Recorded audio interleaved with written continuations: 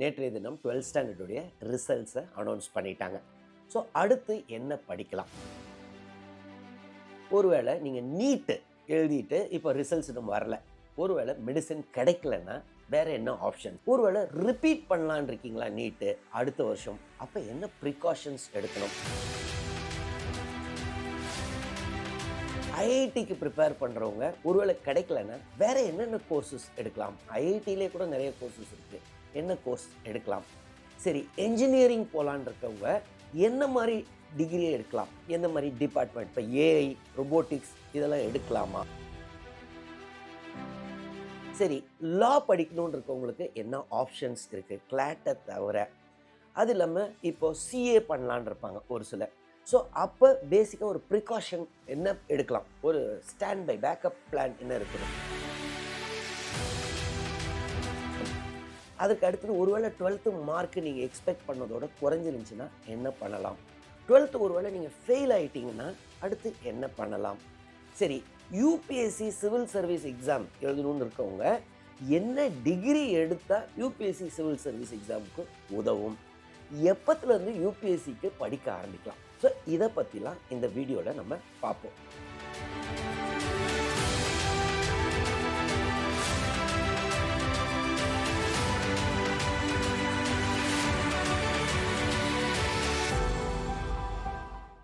வணக்கம், இஸ்ரேல் ஜபசிங். முதலாவது 12th standard நேற்று ரிசல்ட்டில் நல்ல மார்க் வாங்கியிருந்தீங்கன்னா சந்தோஷம். ஒருவேளை நீங்கள் எக்ஸ்பெக்ட் பண்ண மார்க் வரலைன்னா ரொம்பலாம் கவலைப்படாதீங்க. 12th மார்க்கை வச்சு தான் ஃப்யூச்சர் அப்படின்லாம் கிடையாது. சரி, அடுத்தது இப்போ நீட் ரிசல்ட் வந்தப்புறம் ஒருவேளை நீங்கள் எக்ஸ்பெக்ட் பண்ணுற காலேஜ் கிடைக்கலன்னு வைங்களேன், அடுத்து என்ன பண்ணலாம்? முதலாவது வந்துட்டு இந்த ரிப்பீட் பண்ணணும்னு இப்போ நிறைய ஸ்டூடெண்ட்ஸ் என்ன யோசிக்கிறாங்கன்னா, பரவாயில்ல நான் எப்படியாவது அந்த வெள்ளைக்கோட்டை போட்டு தான் ஆகணும் அப்படின்னு சொல்லி அடுத்த வருஷம் நீட்டுக்கு ப்ரிப்பரேஷனுக்கு ஆரம்பிப்பாங்க. அது உங்கள் இஷ்டம். என்னை பொறுத்தவரை டைமை வேஸ்ட் பண்ணாதீங்க. இருந்தாலும் இல்லை வெள்ளைக்கோட்டு தான். ஏன்னா நானும் ஒரு காலத்தில் வந்துட்டு எப்படியாவது டாக்டர் ஆகணும் அப்படின்ற கனவோடு இருந்தேன். ஆனால் எனக்கு மார்க் அவ்வளோவா வரல. ஸோ இப்போ நீங்கள் ஒரு வேளை திருப்பி நான் ரிப்பீட் பண்ணலான்னு இருந்தீங்கன்னா தயவு செய்து இமீடியட்டாக நீங்கள் ஒரு கரஸ்பாண்டன்ஸ் கோர்ஸ்க்கு அப்ளை பண்ணி வச்சுக்கோங்க. அது எங்கே இருக்கலாம்? இக்னோவாக இருக்கலாம், இல்லை மெட்ராஸ் யூனிவர்சிட்டி, அதாவது ரெக்கக்னைஸ்ட் யூனிவர்சிட்டிஸில் ஏதோ ஒரு டிகிரி பிஏயில் ஏதோ ஒன்று போட்டு வச்சுக்கோங்க. அதற்காக நீங்கள் இப்போ ப்ரிப்பேர்லாம் பண்ண வேண்டாம். அந்த டைம் போக ஒருவேளை அடுத்த வருஷமும் கிடைக்கலன்னு வைங்களேன், இன்னொரு வருஷம் நான் அந்த மாதிரிலாம் கேண்டிடேட் பார்த்துருக்கேன். 3 வருஷத்தை வேஸ்ட் பண்ணிவிட்டு, அதை 3 வருஷம் கஷ்டப்பட்டு ப்ரிப்பேர் பண்ணிவிட்டு ஆனால் கிடைக்கலன்னு ஒன்று அச்சோ 3 வருஷம் போச்சேன்னு இருப்பாங்க. அதுக்கு பேரலாக ஒரு டிகிரிக்கு அப்ளை பண்ணியிருந்தீங்கன்னு வைங்களேன், 3வது வருஷம் கூட மொத்தமாக எல்லாத்தையும் சேர்த்து எழுதி பாஸ் பண்ணிட்டா நீங்கள் எல்லா கவர்மெண்ட் ஜாப்ஸ்க்கும் எலிஜிபிள். கரஸ்பாண்டன்ஸ் கோர்ஸில் நீங்கள் பண்ணியிருந்தா ஐஏஎஸ், ஐபிஎஸ் இல்லை எதுக்கு எல்லா சிவில் சர்வீஸாக இருக்கட்டும், டிஎன்பிஎஸ்சியாக இருக்கட்டும், ஆர்பிஐ கிரேட் எதாக இருந்தாலும் நீங்கள் எலிஜிபிள். ஸோ நீங்கள் அடுத்த வருஷம் போஸ்ட்போன் பண்ணுறீங்க உங்களுடைய நீட் ப்ரிப்பரேஷனை, தயவு செய்து இமீடியட்டாக ஒரு கரஸ்பாண்டன்ஸ் கோர்ஸை போட்டு வச்சுக்கோங்க. அடுத்தது ஒரு சிலர் வந்துட்டு நான் ப்ரைவேட் காலேஜ் போவேன், டாக்டர் தான் எனக்கு வெள்ளைக்கோட்டு போட்டு தான் ஆகணும், வீடை அடமானம் வச்சாவது போவேன் அப்படின்லாம் இருப்பீங்க. அது அந்த அளவுக்கு இந்த காலத்தில் மெடிசன் ஒர்த்தா அப்படின்னு யோசிங்க. ஏன்னா பார்த்தீங்கன்னா மெடிசன்னா 5.5 வருஷம் ஃபஸ்ட்டு நீங்கள் யூஜி பண்ணணும், திருப்பி ஒரு பிஜி பண்ணணும், அப்போ ஒரு பிஜி நீட் இருக்கும், அப்புறம் ஒரு சூப்பர் ஸ்பெஷாலிட்டி, இவ்வளோ ஏறக்குறைய 10 வருஷம் போயிடப்போகுது. அதுக்கப்புறமும் நீங்கள் என்ன கற்றுக்குட்டி டாக்டர். ஸோ இந்த 10 வருஷம் டாக்டர் ரொம்ப நல்ல ஃபீல்டு, நான் டாக்டர் ஆகணும்னு ஆசைப்பட்டிருக்கேன், எனக்கு கிடைக்கல. அதே சமயத்தில் இப்போ யோசிச்சிங்கன்னா 10 வருஷத்துக்கு நீங்கள் ஒரு ப்ரைவேட் காலேஜ், கவர்மெண்ட் காலேஜில் நல்லா கிடச்சிதுன்னா சந்தோஷம்.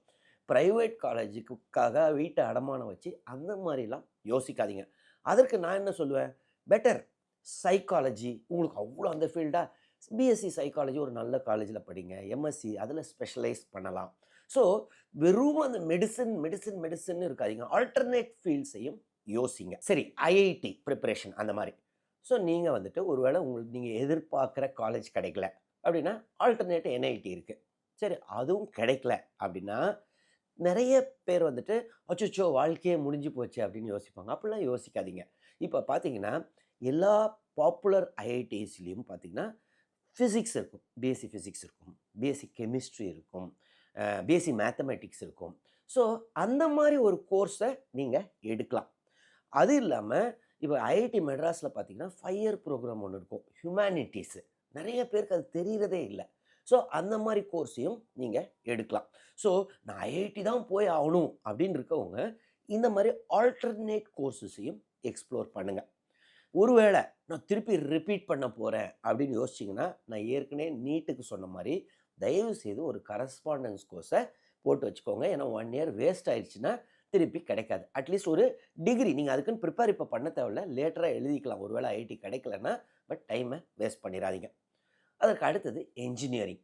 இப்போ என்ஜினியரிங்கில் எந்த என்ஜினியரிங் எடுத்தால் பெட்டர்? ஃபர்ஸ்ட் ஆஃப் ஆல், எல்லாரும் என்ஜினியரிங் எடுக்கிறாங்கன்னு நீங்களும் போய் என்ஜினியரிங் எடுக்காதீங்க. உங்களுக்கு பேசிக்கலாக ஒரு இன்ட்ரெஸ்ட் இருக்கா? நான் எதற்காக இதை சொல்கிறேன்னா, நான் இது பண்ணும்போது எனக்கு மெடிசன் கிடைக்கலன்னொன்னே அந்த வெள்ளைக்கோட்டை போடணும்னு யோசித்தேன், கிடைக்கல. அதுக்கு அடுத்தது என்ஜினியரிங் எல்லாம் போகிறாங்கன்னு நானும் என்ஜினியரிங் போனேங்க. ஸோ நான் பார்த்தா மெக்கானிக்கல் இன்ஜினியரிங் எடுத்தேன். அந்த காக்கி கலர் கோட்டை போடும்போதெல்லாம் எரிச்சலாக இருக்கும். இந்த இன்ஜினியரிங் டிராஃப்டர் கொண்டு போகும்போதெல்லாம் எரிச்சலாக இருக்கும். ச்சே, நம்ம வெள்ளை கோட்டையும் ஸ்டெத்தையும் போயிருக்கணும், இப்படி இருக்கமே. ஸோ ஆக்சுவலாக இன்ஜினியரிங்கை நான் ஒழுங்காகவே படிக்காமல் போயிட்டேன். ஸோ இதை எதுக்காக சொல்கிறேன்னா, ஃபஸ்ட்டு உங்களுக்கு இன்ட்ரெஸ்ட் இருக்கா அப்படின்னு பாருங்கள். சரி, என்ஜினியரிங் அப்போ நல்லது இல்லையா? இன்ஜினியரிங் நல்ல டிகிரி, நல்ல ப்ரொஃபஷனல் கோர்ஸ், நல்ல பேக்கப் டிகிரி. அதே சமயத்தில் உங்களுக்கு இன்ட்ரெஸ்ட் இருக்கா? எல்லாரும் சொல்கிறாங்கன்னு எடுக்காதீங்க. அடுத்தது, என்ஜினியரிங்கில் எந்த டிபார்ட்மெண்ட் எடுத்தால் பெட்டர்? இப்போலாம் பார்த்தீங்கன்னா நிறைய பேர் வந்துட்டு ஏஐ அப்படின்னு சொல்லிட்டா உடனே ஏஐ அப்படின்னு கும்பலாக ஓடுறாங்க. அதுக்கு அடுத்தது ரொபோட்டிக்ஸ் அப்படி எடுக்காதீங்க. சரி, ரொம்ப கோர் ஸ்பெஷலைசேஷன் போயிட்டீங்கன்னா பின்னாடி நீங்கள் வெளியில் வர்றது ரொம்ப கஷ்டம், நேரோ ஃபீல்ட் ஆகிடும், ஒர்க்கு ஜாப் ஆப்பர்ச்சுனிட்டிஸ் ரொம்ப கம்மியாயிடும். அதற்கு நான் என்ன சொல்லுவேன்னா, எப்பயுமே அந்த கோர் இன்ஜினியரிங் ஃபீல்ட்ஸ் அப்படின்னு இருக்கு பாருங்க. Mechanical engineering, civil engineering, electrical engineering, electronics and communication engineering, computer science and engineering. So இதில் ஏதாவது ஒன்று எடுத்துக்கோங்க. அதற்கப்புறம் இப்போ ரோபோட்டிக்ஸ் நல்ல ஃபீல்டாக இருக்கா, ரைட், நீங்கள் அதை வந்து ஒரு கோர்ஸாக படிச்சுக்கலாம். நீங்கள் அதை விட்டுட்டு கோர் இன்ஜினியரிங் விட்டுட்டு எதையோ படிக்கிறோன்ட்டு அதில் ரொம்ப நேரோ ஃபீல்டில் போய் மாட்டிக்காதீங்க. இன்னொன்று, நான் எல்லா சிவில் இன்ஜினியரிங் கிடைச்சா எடுத்தால் கவர்மெண்ட் ஜாப் கிடைக்குமான்னு ஒரு ரூமர் இருக்குது. இன்னும் நிறைய பேர் சிவில் இன்ஜினியரிங் எடுப்பாங்க. அந்த மாதிரிலாம் இல்லை. உங்களுக்கு பேசிக்காக அந்த ஃபீல்டில் இன்ட்ரெஸ்ட் இருக்கா அப்படின்னு யோசிச்சுட்டு அப்புறம் டிசைட் பண்ணுங்கள். அதற்கு அடுத்தது ஆர்கிடெக்சர். அதுவும் ஒரு நல்ல கோர்ஸ் தான் இன்ட்ரெஸ்ட் இருக்கிறவங்களுக்கு. ஸோ அதையும் ஒரு ஆப்ஷனாக யோசிக்கலாம் என்ஜினியரிங் எடுக்கணும்னு நினைக்கிறவங்க. அதற்கு அடுத்தது பார்த்தீங்கன்னா, சிஏ படிக்கணும்னு இருப்பாங்க ஒரு சிலர். அப்படின்னா அது வந்துட்டு இந்த நீட்டு மாதிரி தான் இதுவும். ஏன்னா ஒருவேளை கிடைக்கலன்னா என்ன பேக்கப்பு. ஸோ பெஸ்ட்டு வந்துட்டு பிகாமை நீங்கள் எங்கேயாவது ஏதாவது ஒரு காலேஜில் சேர்ந்துடுறது பெட்டரு. கூடயே சிஏக்கு நீங்கள் ட்ரை பண்ணலாம். இல்லை, நான் ஃபுல் டைமாக ப்ரிப்பேர் பண்ணுறேன்னா அப்போ நீங்கள் பண்ண வேண்டியது பிகாமை வந்துட்டு கரஸ்பாண்டன்ஸ் கோர்ஸ்லையாவது போட்டு வச்சுக்கணும். அது ஒரு பேக்கப் டிகிரியாக இருக்கும். அதற்கு அடுத்தது பார்த்தீங்கன்னா லா. Wonderful degree. ஆனால் பார்த்தீங்கன்னா சவுத்தில் பார்த்தீங்கன்னா அது பெருசாக யாரும் யோசிக்கிறது இல்லை. ஏற்கனவே நீங்கள் கிளாட் எழுதியிருந்தீங்கன்னா நல்ல விஷயம். இன்னும் ரிசல்ட் வரல, அது ஒரு கேஸில் பெண்டிங் இருக்குது. எந்த டைம்லனாலும் ரிசல்ட் வந்துடும். ஸோ உங்களுடைய ரேங்க்குக்கு ஏற்ற மாதிரி காலேஜ் அலோகேட் ஆகும். அதே சமயத்தில் நிறைய காலேஜஸ்க்கு உங்கள் 12th மார்க்கை வச்சு நீங்கள் அப்ளை பண்ணி வாங்கலாம். அவங்களே கூட என்ட்ரன்ஸ் வைப்பாங்க. ஸோ லா உங்களுக்கு ஒரு வேளை இன்ட்ரெஸ்ட் இருந்துச்சுன்னா அது ஒரு நல்ல ப்ரொஃபஷ்னல் கோர்ஸு. ஸோ தாராளமாக நீங்கள் லா படிக்கலாம். ஆனால் இன்ட்ரெஸ்ட் இருக்கான்னு யோசிச்சுட்டு அதுக்கு முடிவு பண்ணுங்கள். அது இல்லாமல் வேறு என்னெல்லாம் எடுக்கலாம்? நிறைய கோர்சஸ் இருக்குங்க. ஆனால் நிறைய பேர் அது யோசிக்கிறது கூட இல்லை. இப்போ உதாரணத்துக்கு மெட்ராஸ் ஸ்கூல் ஆஃப் எக்கனாமிக்ஸ் அப்படின்னு ஒன்று இருக்குது. அதில் எக்கனாமிக்ஸ் படிக்கலாம் வேணும் இன்ட்ரெஸ்ட் இருக்கவங்க. இன்னொன்று பார்த்தீங்கன்னா பிஏ சோஷியாலஜி, பிஎஸ்சி சைக்காலஜி எடுக்கிற பிள்ளைங்கள்லாம் எம்எஸ்டபிள்யூ அப்படின்னு ஒரு மாஸ்டர்ஸ் பண்ணால் அதுக்கப்புறம் கார்ப்பரேட் செக்டரில் பார்த்தீங்கன்னா ஹெச்ஆர் பொசிஷன்ஸில் நல்லா சீனியர் லெவல் வரைக்கும் போகலாம். ஸோ அதையும் நீங்கள் எக்ஸ்ப்ளோர் பண்ணலாம். அது இல்லாமல் லேபர் மேனேஜ்மெண்ட் அப்படின்னு ஒரு கவர்மெண்ட்டே நடத்துது. அந்த மாதிரி அதெல்லாம் இன்ட்ரெஸ்ட் இருக்கான்னு பார்த்துக்கோங்க. இன்ட்ரெஸ்ட் இருந்துச்சுன்னா அதையும் நீங்கள் சூஸ் பண்ணலாம். ஒரு சிலர் பார்த்தீங்கன்னா நல்ல ஒரு லாங்குவேஜ் ஃப்ளேர் இருக்கா, அதை இங்கிலீஷ் நல்லா வருது, இல்லை தமிழ் ரொம்ப நல்லா வருதுன்னா ஜேர்னலிசம் இன்ட்ரெஸ்ட் இருந்துச்சுன்னா அதையும் எக்ஸ்ப்ளோர் பண்ணலாம். ஜேர்னலிசம் எடுக்கிறவங்கெல்லாம் ஒன்று அவங்க அப்போ அந்த ஜேர்னலிசம் படித்தவங்க தான் ஜேர்னலிஸ்ட்டாக இருக்காங்களான்னு கேட்டிங்கன்னா அப்படிலாம் கிடையாது. ஆனால் நீங்கள் ஜேர்னலிசம் டிகிரி படிச்சிங்கன்னா உங்களுக்கு அந்த ஃபீல்டில் இன்ட்ரெஸ்ட் இருந்துச்சுன்னா உங்களுக்கு ஒரு எட்ஜு இருக்கும். ஸோ அதையும் நீங்கள் எக்ஸ்ப்ளோர் பண்ணலாம். சரி, 12th ஒரு வேளை நீங்கள் ஃபெயில் ஆகிருந்தீங்கன்னா அடுத்து என்ன பண்ண? ஃபஸ்ட் ஆஃப் ஆல் நீங்கள் ஃபெயில் ஆகிட்டீங்கன்றதுக்காக ஐயோ! குடியே முழுகி போச்சே! அப்படிலாம் இருக்காதீங்க. ஏன் ஃபெயில் ஆனீங்கன்னு யோசிங்க. மோஸ்ட் லைக்லி உங்களுடைய சூழல் தான் முக்கியமான காரணமா இருக்கும். ஏதோ ஒரு காரணத்தினால. ஸோ, அத இது பண்ணிட்டு மீண்டும் இம்மீடியட்டா அப்ளை பண்ணிருங்க. அடுத்தது எழுதலாம். ஸோ, அந்த ரிப்பீட் பண்ணி 12த் பாஸ் ஆனோனே நெறைய ஆப்ஷன்ஸ் இருக்கு. அவ்வளோதான் முடிஞ்சு போச்சுன்னு யோசிக்கக்கூடாது. இதில முக்கியமா பேரண்ட்ஸோடைய ரோல் ரொம்ப ரொம்ப ரொம்ப முக்கியமானது. போயிடுச்சுன்னா அவ்வளோதான். நீ ஏன் ஃபெயில் ஆனான்னு சொல்லாதீங்க. எத்தனையோ பேர் பார்த்தீங்கன்னா, வாழ்க்கையில பயங்கர அச்சீவர்ஸ்ன்னு நம்ம யோசிக்கிறவங்கலாம் 10த், 11த், 12த்லலாம் அந்த அகாடமிக்ஸ்ல ரொம்பவே கம்மியா இருந்திருப்பாங்க. ஃபெயிலா இருந்திருக்கவும் வாய்ப்பு இருக்கு. ஸோ, இத ரொம்ப பெருசாக்காம, அ ஊர்ல உள்ளவங்க சொந்தக்காரங்கலாம் கூப்பிட்டு, "தெரியுமா என் பொண்ணு ஃபெயில் ஆயிட்டா, என் பையன் அந்த மாரிலாம் பண்ணாதீங்க. அத பத்தி யார்ட்டயும் பேச வேண்டாம்.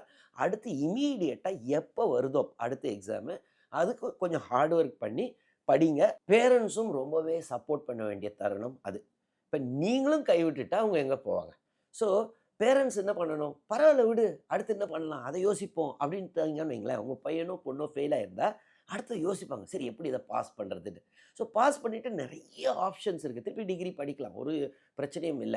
அதே மாரி நெறைய மாணவர்களுக்கு வந்து மார்க் குறைஞ்சிருக்கும். பேரண்ட்ஸோடைய எக்ஸ்பெக்டேஷன் வேற மாரி இருந்திருக்கும். அப்ப பேரண்ட்ஸ் என்ன சொல்லணும்? "பரவால்ல விடு, அடுத்து என்ன பண்ணலாம்?" அப்படின்னு. அத விட்டுட்டு, "ஏன் மார்க் போச்சே? நீ என்னத்த படிச்ச? நீ அப்ப டிவில இருந்த, நீ மொபைல்ல இருந்தன்னு" சொன்னீங்கன்னு வைங்களேன், இன்னும் குறைய தான் வாய்ப்பு இருக்கு. இப்ப நான்லாம் பார்த்தீங்கன்னா, 12த் படிக்கிற வரைக்கும் எனக்கு எப்படியாவது டாக்டர் ஆவணும்னு ஆசை. மார்க் குறைஞ்சது. எங்க அப்பா உடனே, "பரவால்லடா, அதனால என்ன? ஐஏஎஸ் ஆயிரு" அப்படின்னாங்க. ஸோ, அதனால தான் எனக்கு பின்னாளில் நான் டிகிரி முடிச்ச உடனே, இந்த சிவில் சர்வீஸ எழுதணுன்ற கான்ஃபிடன்ஸே வந்துச்சு. ஸோ, ரொம்பலாம் மார்க்குக்காக ஸ்ட்ரெஸ் ஆகாதீங்க. அடுத்தது, இப்போ நிறைய பேர் பேரண்ட்ஸ் பார்த்தீங்கன்னா, பெண்கள் வந்துட்டு, பொண்ணு நல்ல கோர்ஸ் கிடைச்சிருக்கு. ஆனா உள்ளூர்லயே வச்சுக்கலாம். எதுக்கு ஹாஸ்டல்லலாம்?" அப்படின்னு யோசிப்பாங்க. அதெல்லாம் தயவுசெய்து அந்த தப்ப பண்ணாதீங்க. உங்க பொண்ணுக்கு அந்த டிகிரி படிக்கணும்னு இருந்துச்சு, நல்ல காலேஜ்ல வெளியூர்ல கிடைச்சதுன்னா, தாராளமா அனுப்புங்க.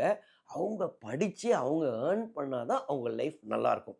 என் கண் பார்வையிலேயே வச்சுக்கிறேன். என் வீட்டு பக்கத்திலேயே இருக்கிற காலேஜுக்கு அனுப்புறேன்லாம் யோசிக்காதீங்க. பெண்களுக்குலாம் ரொம்பவே இம்பார்ட்டன்ஸ் அவங்க நல்லா படிக்கிறது. ஸோ, அவங்களுக்கு என்ன விருப்பமோ அதுக்கு நீங்க சப்போர்ட் பண்ணுங்க. சரி, யுபிஎஸ்சி சிவில் சர்வீஸ் எக்ஸாம்க்கு நீங்க எந்த டிகிரி படிச்சா யூஸ்ஃபுல்லா இருக்கும்? அந்த மாரிலாம் ஒரு ஸ்பெசிஃபிக்கா ஒரு டிகிரி கிடையாதுங்க. நீங்க எந்த டிகிரி படிச்சாலும் நீங்க சிவில் சர்வீஸ் எக்ஸாம் எழுதலாம். கரஸ்பாண்டன்ஸ் கோர்ஸ்ல நீங்க படிச்சாலும் டிகிரி, தாராளமா சிவில் சர்வீஸ் எக்ஸாம் எழுதலாம். அது இல்லாம டிஎன்பிஎஸ்சி எக்ஸாம் எழுதலாம். மத்த எல்லா காம்படிட்டிவ் எக்ஸாம்ஸும் எழுதலாம். ஸோ, அதற்காக போய் ஏதோ ஒரு டிகிரி எல்லாம் நீங்க எடுக்க தேவையில்ல. நீங்க first of all a most of the students எதுக்காக ஒரு டிகிரி எடுப்பாங்க? நான் இங்க ஒரு டிகிரி படிச்சா, அதையே ஆப்ஷனலா யூஸ் பண்ணிப்பேன். பின்னாளில் மெயின்ஸ் எக்ஸாம்க்குன்னு. இன்னும் 3, 4 வருஷம் கழிச்சு ஆப்ஷனல்ன்ற சிஸ்டமே இருக்கான்னு கூட தெரியாது. ஸோ, அதற்காக ஃபர்ஸ்ட் ஆஃப் ஆல் நீங்க அந்த மாரி எடுக்கக்கூடாது. இன்னொன்னு என்னன்னா, இந்த எக்ஸாமுக்கு தேவையான ஆப்ஷனல நீங்க ஒரு 5 மாசத்துல படிச்சிரலாம். ஸோ, அதற்காக நான் டிகிரிய போய் எடுத்தேன்லாம் யோசிக்கக்கூடாது. நீங்க டிகிரி எடுக்கும்போது என்ன யோசிக்கணும்னா, ஒருவேளை யுபிஎஸ்சின்னு ஒண்ணு இல்லன்னா, இந்த டிகிரி எனக்கு சோறு போடுமா?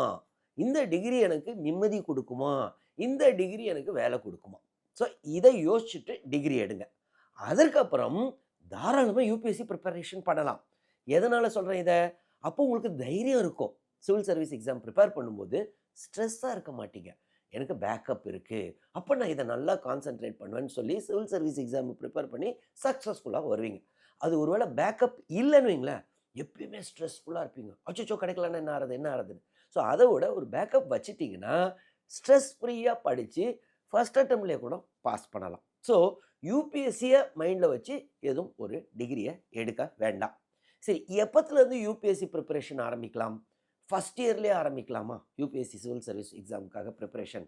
சி நீங்க ஒரு வேள ஆர்ட்ஸ் அண்ட் சயன்ஸ் படிக்கிறீங்கன்னு வைங்க.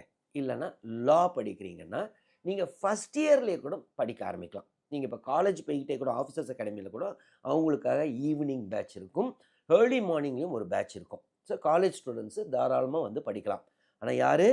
ஆர்ட்ஸ் அண்ட் சயன்ஸ் ஸ்டூடண்ட்ஸும், லா ஸ்டூடண்ட்ஸும். நீங்க ஒருவேளை என்ஜினியரிங் படிக்கிறீங்கன்னு வைங்களேன். அப்படின்னா, நீங்க ஃபர்ஸ்ட் இயரோ, செகண்ட் இயரோ, தேர்ட் இயரோ தயவுசெய்து இந்த சைடு வந்துராதீங்க. காரணம் என்னன்னா, உங்களுக்கு அங்க பயங்கர லோடு இருக்கும். என்ஜினியரிங். ஃபைனல் இயரில் பார்த்தீங்கன்னா உங்களுக்கு ஓரளவு ஃப்ரீ ஆயிடுவீங்க. குறிப்பாக 8th செமஸ்டர்லாம் ப்ராஜெக்ட் தான் இருக்கும். So five engineering students final இயரில் உங்கள் ப்ரிப்பரேஷனை ஆரம்பிக்கலாம். சரி, ஒருவேளை நீங்கள் மெடிசன் படிக்கிறீங்க, ஆனாலும் நானும் ஐஏஎஸ் ஆகணும் ஐபிஎஸ் ஆகணும்னு யோசிச்சிங்கன்னா நீங்கள் எப்போ இந்த சைடு வரலாம்?